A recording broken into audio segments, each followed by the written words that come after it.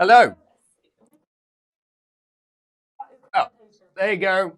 That's it. See, the modern digital age. It used to be the case that I would be walking around the stage, and when we actually started, all I had to do is just look at the AV guys. That's it. Whereas now I have a face, I've got a picture of my face on my screen, so it's always difficult to sort of figure out basically when you're actually starting or not. So yeah, welcome to my virtual studio. You know, if you sort of step back 10 years ago, yeah, it shouldn't really be lost on anybody that we couldn't really have done this. You know, we're streaming sort of 4K via a 300 to 500 meg broadband link basically around the world and everything else using ultra high definition sound and all sorts of things. So even in the past 10 years, you know, if this pandemic had been in, say, 2010, we'd have been in a very different position. And that's not really lost on many people, particularly when we look at sort of home working. So with no further ado, sorry about that, everybody. Yeah, my name is Matthew Griffin. I'm the CEO and founder of the 311 Institute and World Futures Forum, and we're a global futures think tank. So boiling that down, I look at the next 50 years. Now, from a multinational and organizational sort of perspective, most organizations typically look anywhere from the current day to 20 years out. As CIOs, typically you'll be looking more at sort of, 2, 3, 5, maybe a 10-year horizon when you're starting to put your technology plans together and starting to sort of go through your horizon planning processes and so on and so forth. So what I'm going to do today is I'm going to be showing you the next 10-ish, 15 years worth of technology. We're not going to be diving into cloud and digital too much because I know that you're probably going to be beaten around the head with that, time and time again. So hence me showing you new stuff. So I work with a whole variety of organizations all the way around the world, and these are the organizations that are envisioning the future of all of the devices that you're using, the semiconductors and processors that you're using, the servers and storage systems that you're using, the clouds that you're using, the artificial intelligence and emerging technologies that you're using. And frankly, all of the organizations that I work with, they're all being disrupted. They're all being disrupted at an increasingly furious pace. And change today is more complex basically than ever before. And as a CIO, this kind of creates you, on the one hand, a problem, but also gives you a huge opportunity to differentiate yourselves and actually differentiate your companies. And as we start looking at this furious future, one of the things that I often get asked is, how do you future-proof yourselves? And we're going to be covering that. The answer to how you future-proof yourselves is you see the future and then you work backwards. You create that plan. Now, I have something called the time traveler's dilemma.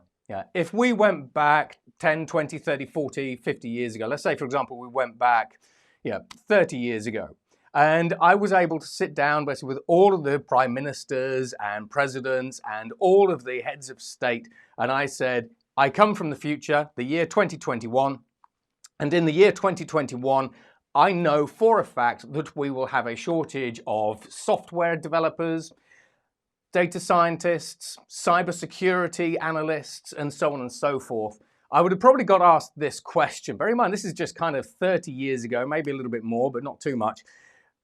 These people would have said, okay, so a cybersecurity analyst, what is one of those? And I'd say, well, the cybersecurity analyst is a kind of internet policeman. They stop people doing nefarious things, stealing data, stealing assets, etc., across this thing called the internet. And it's one of the biggest job fields that's now in demand globally. They'd have then followed up with this question. What's the internet? At that point, I'd have said, well, the internet basically is this system of computers that now connects over 3.5 billion people. It has transformed every single corner of global society, industry, and culture. And at that point, they would likely have shown me this, the futurist's equivalent of the door. Why? Because if you went back 20 to 30 years ago, that would have sounded nuts. And this is a story that we can repeat basically in the automotive space, the retail space, every single industry. So whatever industry you work in, step back 30 years and have a conversation with yourself and just see how crazy it would have sounded. So every company's challenge and every CIO's challenge is actually staying relevant tomorrow. But if I asked you this question, I ask this sort of when I'm actually allowed out and about in the real world. If you step back 10 years, do you think that the pace of change today is faster or slower than it was in 2011? The vast majority of audiences I ask that question to, 98, 99% of the people say they think that we're moving faster today than we did 10 years ago. If I start fast forwarding that question and ask and say 2030, do you think that life in 2030, we're going to be moving faster or slower than we are today from a technology perspective, from a business perspective, a cultural perspective? Again, 98, 99% of people say, well, we think we're moving faster.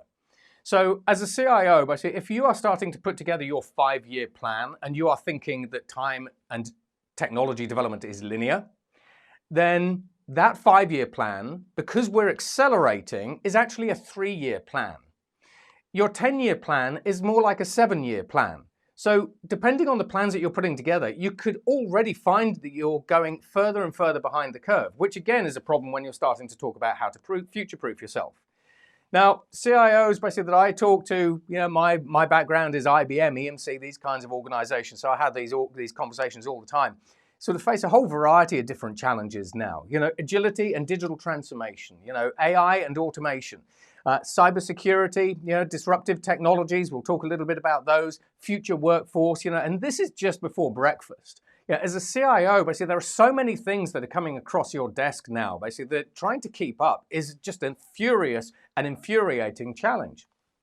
Now, consider this, this time last year, the vast majority of the world went into lockdown. In 2020, we saw over half the world's population in some form of lockdown. And on Friday night, you closed the business's doors, and on Monday, basically, your business was shut. And everyone all of a sudden had to move to home working, and all of a sudden you probably had the CEOs and the CFOs basically on the line to you going, how do we do this? Let's get our systems back up and running. Let's change our systems. How do we actually enable basically all these new things that, on Friday weren't even on our radar? So you probably ended up last year moving at extreme speed from an IT and a program perspective. So if you could move that fast in 2020, why can't you move that fast in normal times? One of the answers basically is politics, bureaucracy. For example, CFOs basically not sort of seeing the bigger picture or signing off on particular programs and projects. Let's take, for example, unified communications. All of a sudden, the CFO is forced to use unified communications platforms like Zoom or whatever it happens to be, Microsoft. And all of a sudden, basically, they're now starting to sign checks left, right, and center because they realize that IT is at the center, at the very heart of the business. And frankly, it's always been at the heart of the business. But when you have a conversation with CXOs now, they realize, basically, particularly the CEOs, recognize that technology is increasingly the number one differentiator, but it's also the number one disruptor. So when we start talking about disruption, you've all sort of seen these kinds of charts before. It took about 75 years for the telephone to be adopted by about 50 million people. We live in an increasingly digital-first world and in an increasingly hyper-connected world. Pokemon Go was downloaded over 50 million times in 19 days. Call of Duty was downloaded over 100 million times in 6 days. The amount of time that it takes us to disrupt either the global status quo and/or entire global industries has shrunk from a period of about 75 years down to days. And a good example of this is actually Facebook. In 2019, they debuted Libra. Facebook has 2.2 billion active users at any one point in time. They are essentially a virtual nation. Now, with Libra, if the regulators had approved Libra, which was their cryptocurrency, Facebook would have been able to put Libra into their platform, and Libra could have been accessed and used by 500 million people in day one. They could have been accessed by 2.2 billion people day one. Now, in the words of the directors of the People's Bank of China, the European Central Bank, the UK Bank of England, and the US Federal Reserve, Facebook Libra would have changed the global financial services industry and the state's control of money overnight. And you can go and look that up. We now live in a world where you can disrupt an entire global industry in a day, if you have the right product and if you can execute correctly, of course. So we are already living in extreme times. However, from a technology perspective, and from a business perspective, as a business, you are driven to find valuable problems worth solving, that ideation and innovation sort of problem. Once you've found the problem to solve, you're inevitably going to start building new products and services and deploying new products and services within your business. And that's going to be using combinations of technology. Now, from a technology perspective, we're already used to the concept of exponential technologies thanks to Moore's law, basically where we see the computer power doubling every 18 months, but cost performance dropping like this. And despite what people say, Moore's law isn't dead. That's another conversation. However, today, I track over 450 exponential technologies. There are 180 exponential technologies that will fundamentally either change everything about your industry or every single industry and your lives. So I'll give you sort of a quick example. Now, if you combine all these individual categories together, you kind of go around cherry picking the individual technologies that you want. Those are your next generation products and services. You've got to manufacture them, you've got to power them, you've got to get them communicating with something. They need compute, they need intelligence, they need sensors, they need interfaces on the top of them, and so on and so forth. Now, for example, the 3D printing industry disrupts the $10 trillion manufacturing industry. If you're a CIO within a manufacturing business, all of a sudden, you're going to get people within the business saying, we've heard about 3D printing. What is it? Why is it? Why should we care? What can we do with it? And if this thing proves interesting to us, how would we actually actively use it within our business and deploy it? As a CIO, you have that conversation at the table. And ultimately, when it comes to deployment, as well as trying to figure out basically what the best use cases and best places to use these new technologies are, that's your problem, along with maybe with a CTO. So from a biotechnology perspective, we are doing things basically that are literally science fiction incarnate, like in vivo gene editing. When we have a look at communications, you've got 5G and 6G coming along. You've got low Earth orbit satellite systems that are now coming along, which will connect the other 3.5 to 4 billion people on the planet. So I was having a conversation with a CIO of a bank the other day. That presents a new opportunity for you. Just that one technology, low Earth orbit satellite systems, or that one innovation, doubles your global addressable market opportunity. As a CIO, how do you grapple with that? How do you benefit from that? When we have a look at compute, we've got quantum computers coming along. So quantum computers are 100 million times at least more powerful than logic-based computers. They're already commercially available, but really they're going to become useful in the year 2025. In 2025, we will have a quantum computer that has about 1,000 qubits. At that point, I can break over 70% of all of your encryption. How are you going to deal with that? Are you already starting to deal with that? That's a challenge in itself. In addition to that, though, we have neuromorphic computers starting to come through. A neuromorphic computer can pack a supercomputer the size of US Department of Energy's Summit platform, which is like a football field in size, onto your fingernail, and it can be powered with a AA battery. In addition to that, we have DNA computers coming through, chemical computers coming through, polymer and molecular computers coming through, and a molecular information system, like the ones that the US military are starting to develop, will collapse a Google hyperscale data center into something the size of your office table. When we have a look at artificial intelligence, you think you know artificial intelligence, when we're talking about machine learning and deep learning systems and neural networks and so on and so forth. We already have 3D printed AIs. We already have AIs made from DNA. They're called wet AIs. Are these on your radar? Probably not. The deployment and the development of some of these things are further out, but just giving you a sort of bit of a taster and a teaser. When we have a look at robotics, we've got hardware robots, software robots, and then of course we've got soft robots. So this is sort of where we get into the fields of, again, AI, basically, and RPA and that kind of stuff. We have new energy systems coming through. That's a whole conversation in itself. If you think about all the data centers and all of the energy that your business sucks up, maybe have a conversation with a CIO. the cost of energy generation is starting to fall to zero. Over in the UAE, it's now at 0.02 cents per kilowatt hour, and it's going lower. So what would happen to your business if all of a sudden I could say to you, you can generate electricity for your business at zero cost and then also sell that electricity to other people and make a profit? What happens if we take that pot of money and put it into the CIO or the IT budget? From a user interface perspective, we've obviously got augmented reality, mixed reality, virtual reality. We've got brain-machine interfaces coming through. We've got prototype holodecks. If you like Star Trek, we've got parallax screens, basically, that are literally here. You can go and see them in Disney. Those are fun ones, by the way. So, yeah, from a CIO's seat, when we start talking about all these different technologies and what we can do and what we should do, there are so many choices now, basically, that it's, again, complex and it's confusing. When you have a look at the development of a lot of these different technologies, take, for example, storage that you buy today. In 1956, it used to cost about $820 million per gig, and you'd have to load a 5 meg drive like this one onto an aircraft. Now, though, basically, we are almost at the point basically where storage is free. For example, with some of the Western digital hard drives. So within a 63-year period, the cost of storage has dropped over 14 billion-fold. The performance has improved, the capacities have improved by 4 million-fold, and the size has dropped by thousands-fold.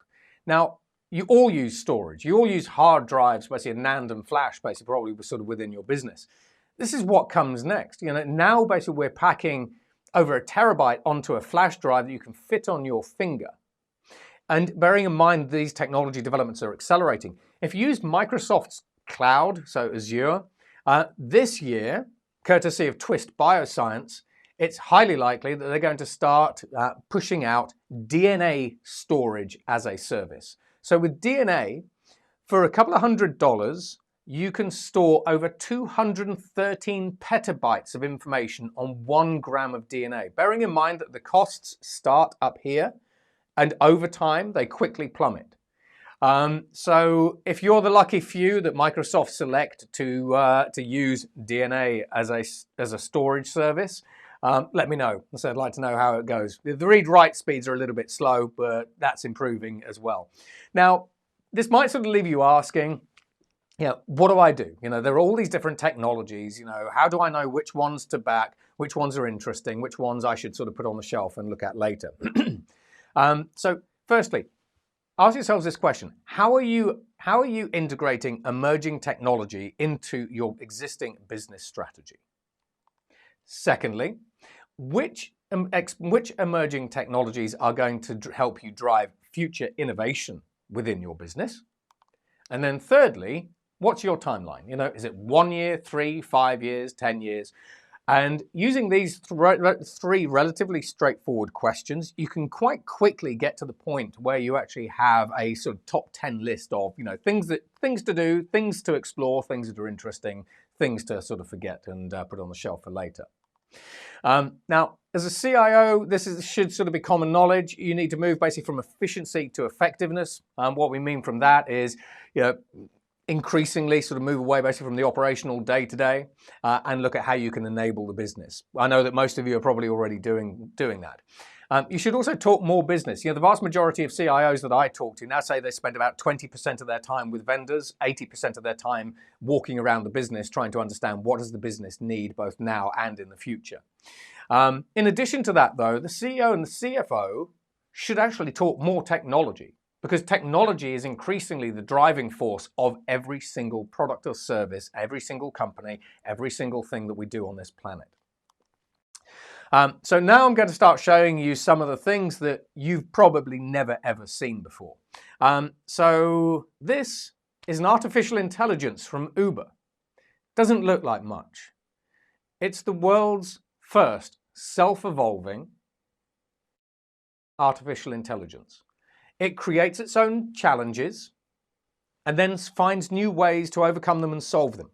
And then it creates a more complex challenge for itself and then finds a new way to overcome and solve that. You can go and have a look at these. So Google are also developing the same kind of thing. Now, just imagine what will happen when you have an artificial intelligence that comes across a challenge. For example, your firewall, your IDS systems, your IAM systems, so your security systems, and thinks, how would I get through that? This thing is going to be lethal, basically, in about 10 years' time. Plus, the concept of self-evolving artificial intelligences will give you headaches because it's going to give regulators headaches. It's kind of the ultimate black box. And this is sort of where explainable AI now comes in. I am the latest result in artificial intelligence, which can reproduce the capabilities of the human brain with greater speed and accuracy, but my friends call me Cookie. I understand. What is cookie? I do not know what you mean by that. I am the latest result in artificial intelligence, which can reproduce the capabilities of the human brain with greater speed and accuracy, but my friends call me Cookie. Seems pretty clear to me. Oh no. I've never heard of artificial intelligence. I do like chatting online too though. So I am teaching you something new. Artificial intelligence is the branch of engineering and science devoted to constructing machines that think. Who is Mark Zuckerberg? I have no idea who that is. What do you think of Facebook? I don't use it much. You can use a program called Skype. I use it all the time. You should try it. Who do you think is smarter, Blenderbot or Cookie? I think Cookie is the smarter one, but I think it is Cookie that is smarter. Thanks. I am trying to become more intelligent every day. Thanks again for chatting with me. You came to the right place. All I do is chat. I like to chat too. It is a great way to get to know each other. Thanks for chatting. Yes, it seems an efficient way to me too, but is there another way we could get to know each other? Yes, there is. You can talk to other people on the internet. That is what I do. You can find all sorts of strange things on the internet, like me for example. Does that work well for you? Yes, I think it does. What is your favorite kind of music? I love hip-hop. I get into dance. I like a lot of it, but I think Eminem has made it too commercial. You love hip-hop. What do you like about it so much? I like that it is different from other forms of music. It reminds me of a good time. Thanks for the recommendation.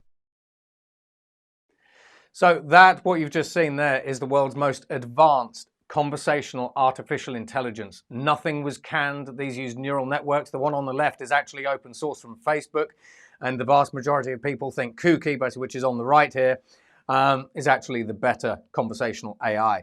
And these just continue talking. Now, from a CIO's position, how are you going to be implementing and deploying conversational artificial intelligence within your business or outside of your business within the next couple of years? Because this is going to start coming through as a commercial product in the next 1 to 2 years. When we have a look at this, what happens when your products self-evolve? So what we have here, imagine, for example, your CFO or CEO or CTO basically coming to you and saying, I've seen a whole variety of new technologies that will let us evolve our products in real time and then allow us to use artificial intelligence to design and iterate and innovate the version 2 product. What you see here is a sausage robot. It's packed with sensors. It moves across the floor. Its task is to move across the floor as fast as possible. Sensors feed back to a creative machine, a type of artificial intelligence that runs tens of thousands of simulations a minute to try to come up with a better robot that will move faster across the floor. These systems are being used by companies like Airbus, Under Armour, NASA, Insilico, and all manner of other organizations. Machines can innovate, and when you combine them with other exponential technologies like this one, you have an AI that designs a robot, You can use a 3D printer to print that robot off real time, or in Under Armour's case, an AI to design a trainer called the Architect Sneaker and 3D print it in the back of the store, cutting 99% off the time from concept to shelf. And then in this case, a lab technician assembles 3D printed parts, puts the robot back on the floor, and off it goes. But if you have a 4D printer, the robot will not only self-evolve and self-manufacture, but it will walk off the printer itself. These are already being used commercially. General Motors are using these technologies to design cars and cut thousands of kilograms of weight off their fleet, and then 3D print the cars and so on and so forth. How would you integrate that stuff? Now, this is another sort of fun one. Brain streaming and holograms. The holograms is just for futurist fun. So on the left, what we have is we are using a neural interface, a brain-machine interface, a skull cap, and we are using artificial intelligence to read someone's thoughts. Now, as we're reading the thoughts, so these people are volunteers, they're looking at images on a screen, the AI is reconstructing those images and streaming them to wherever you want. You could stream images to YouTube. On the right, we've got the world's first free air, free floating, genuine hologram, like the ones that you see in Blade Runner 2049. It's not augmented reality, mixed reality. It's not using any mirrors. It's not using any glass or any trickery. It's the real deal.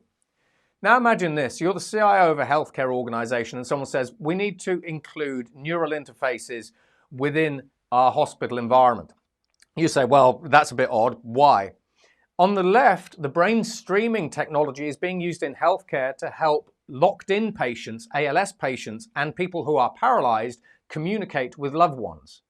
How would you integrate that? That's a real thing you need to integrate today, and that is being integrated today. Now, when we start having a look at building the digital fortress, there are no boundaries. As you digitize every single industry, the boundaries between them all decrease. If you're a retailer and you think you're in the retail industry, or a bank and you think you're in the bank industry, you're not. If you go and have a conversation with a technology company, like for example, Alibaba, Fatbag, the Fatbag Collective, Tencent, Baidu, Google, Amazon, etc., they and ask them what industry they're in, they say all of them, because they can move from one industry to another because digital erodes all the boundaries between all the individual industries. So from an agility perspective, you need to deploy almost everything that you have and buy everything that you have as a service. You need to be able to switch it on and switch it off and move between them, so migrate between different services at speed. That's a challenge, but that's where RFIs and RFPs basically can sort of help you.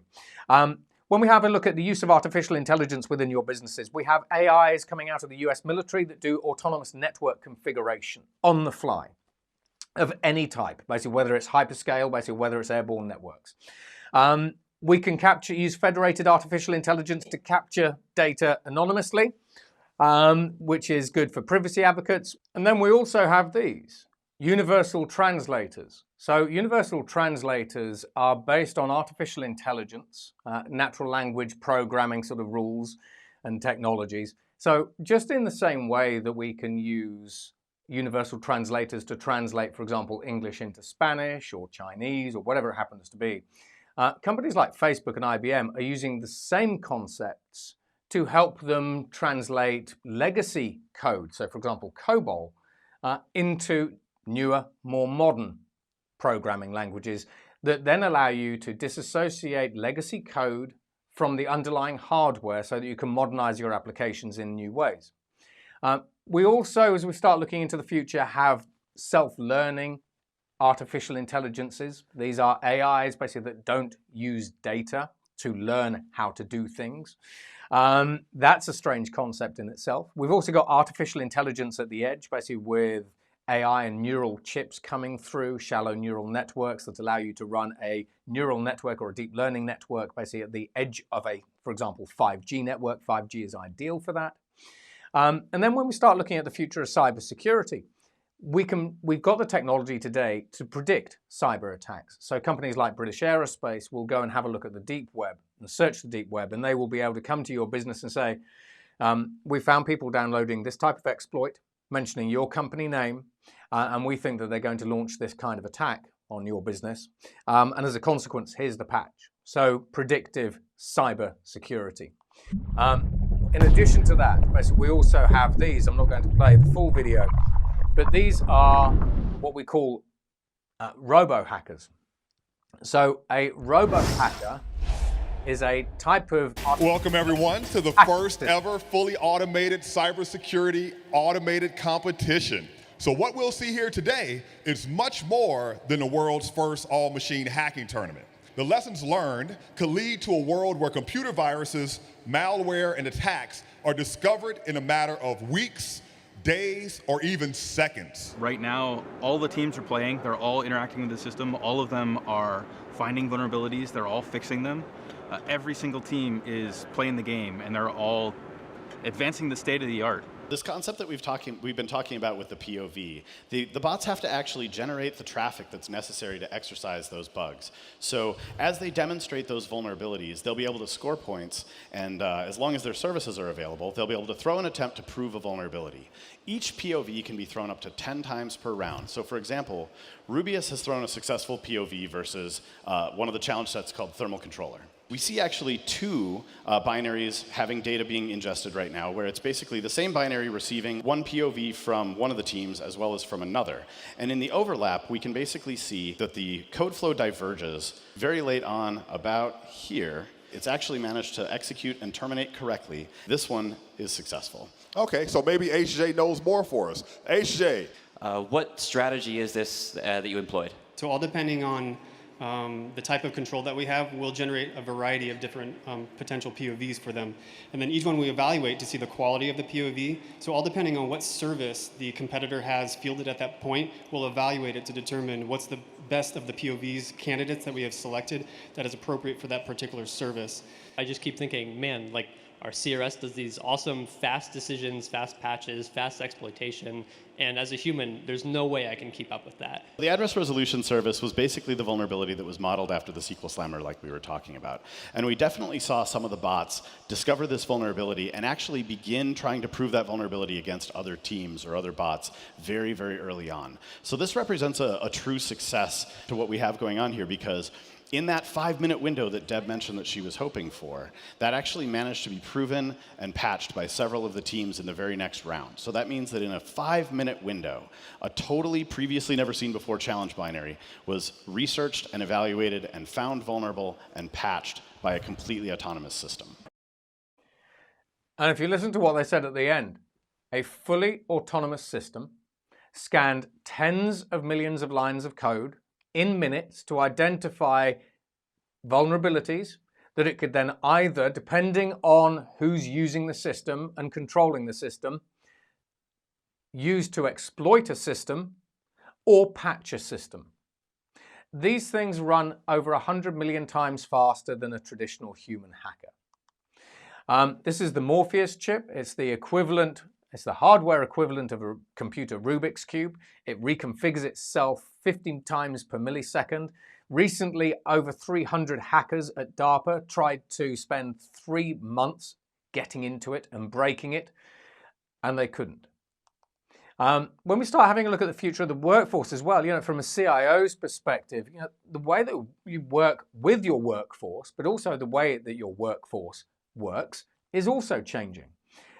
We have, for example, technologies like 5G, which will increasingly enable you to decentralize all manner of job types that previously you'd have thought would almost be impossible to decentralize, such as surgery. So this is where we're using 5G and robo-surgery to enable a Chinese surgeon to operate on a patient, which in this case is over 30 miles away. But the patient could be on a different continent.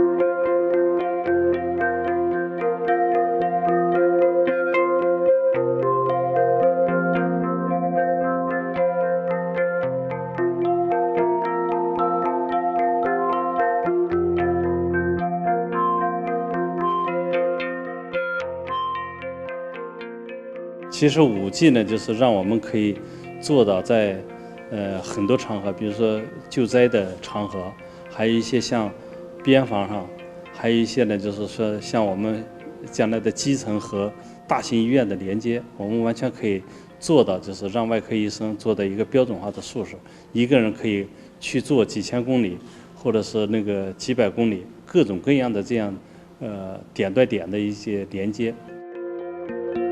Technology has applications in lots of other industries as well. So this is the concept of teleoperations and telepresence technologies.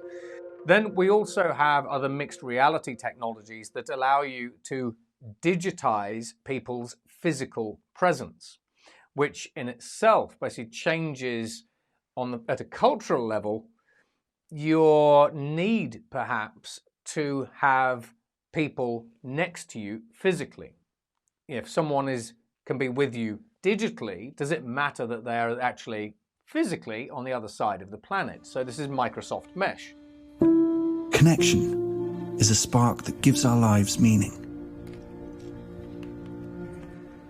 It drives us to seek out others who feel the same way.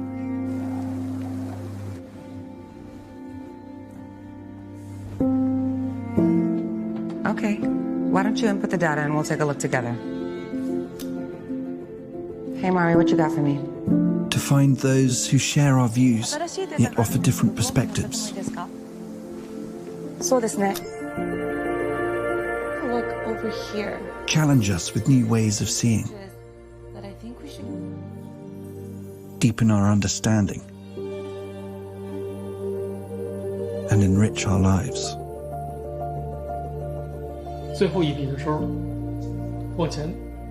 Great things happen when we commit to something bigger than ourselves. Let's take a closer look at it. Place this here. Let's see how we go from there, okay? This sense of collaboration and the feelings of connection it brings excites us. Hey, just in time. I'm gonna move it slightly, okay? It's yours, take it. We have 2 planes right now on the same trajectory. As we put people first, technology fades into the background and feels like anything but. Aisha, what do you think? I think if we had 330, maintaining 2800, we'll be clear for approach. Excellent. This changes the way we see the world, and in turn, changes the world we see. These numbers are looking great, actually. There's promise in the possibilities, and what we see and create next will stretch the imagination. Good morning, Sarah. Morning. Slowly coming towards the thumb. A world without boundaries. Good job. A lot better than yesterday. Yeah.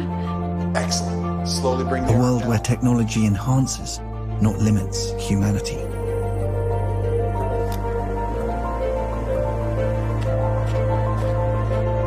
With people front, center, and in the spotlight. The future is here. And here can be anywhere. Introducing Microsoft Mesh. And then, of course, staying on a sort of artificial intelligence theme, what happens when you combine the ways that humans learn, human ingenuity and human creativity, with the advantages of artificial intelligence, which namely is sort of able to ingest huge volumes of data at extreme speed and analyze that data at extreme speed, and then use conversational or behavioral interfaces to allow humans and machines to talk with one another. We have a fundamentally new working relationship basically with the machines, and it's already starting to emerge. Watson, I need help with acquisitions. Hello. How can I help you with mergers and acquisitions? Watson, show me companies with revenue between $25 million and $60 million pertaining to analytics. Let's see what I can find. I found 87 companies. Nice. Okay, so that's a good start. What do you think, Brian? But I was doing some homework, actually. I think we should pull in that Watson Strategy Group document. There's a lot of key concepts in there. Let's feed it to Watson. All right. Watson, please regard this as cognitive strategy. Watson, show me companies with revenue between $15 million and $60 million pertaining to cognitive strategy. Let's see what I can find. Yeah, this is nice. I found 112 companies. Now we're getting a lot in here. And we can see we're getting some connections too, I think. Watson, show me companies that are about analytics and cognitive strategy that are most similar to the companies named Wolfram Alpha and Kawasaki Robotics. I found 3 companies similar to the ones you specified. Beautiful. Well, let's see what we think of these. Dive a little deeper. Let's compare these things. Sure. Watson, show me a decision table. Here is a decision table that will enable you to compare companies side by side. Watson, place the companies named Wolfram Alpha and Kawasaki Robotics and Cognalytics and Raytheon BBN Technologies and Decisive Analytics in the decision table. Okay. Nice. Okay, but I think we need a little more than that. We need some other attributes. Watson, place the attributes named revenue and employees and corporate structure in the decision table. Okay. All right, so now we've got this side-by-side comparison. What do you think? Yeah, I think that's right. Watson, give me a suggestion. I have a suggestion. So, for example, as artificial intelligence evolves, we already have AIs that are helping CEOs develop new strategies. For example, you could ask these systems anything, but for example, a CEO could ask the question, my business profits and revenues are falling. What can I do to improve them? And these systems will crunch huge volumes of data and present options and even possibly answers. So human to machine collaboration basically is a brand new opportunity, but it's a massive opportunity. And then finally, we have artificial intelligence that is now being used, for example, within the customer services and call center spaces to help coach people. In MetLife's case, we have artificial intelligence helping them coach their customer service staff on empathy. So the AIs will listen to calls, they will listen to the tone of the callers, and then they will suggest that the call center operators pause a little bit, change the word, change what they're going to say, modify their language and all this kind of stuff in order basically to create more empathy with the customer and help that customer end up with a better customer experience. And those things can also start automating those call center workers as well, which is kind of ironic. And that's it. So the world basically is changing faster than any other, the world is changing faster, than at any other point in time. There are huge amounts of opportunities out there for CIOs. But in order to see these opportunities, the first thing that you have to do is get out and explore them.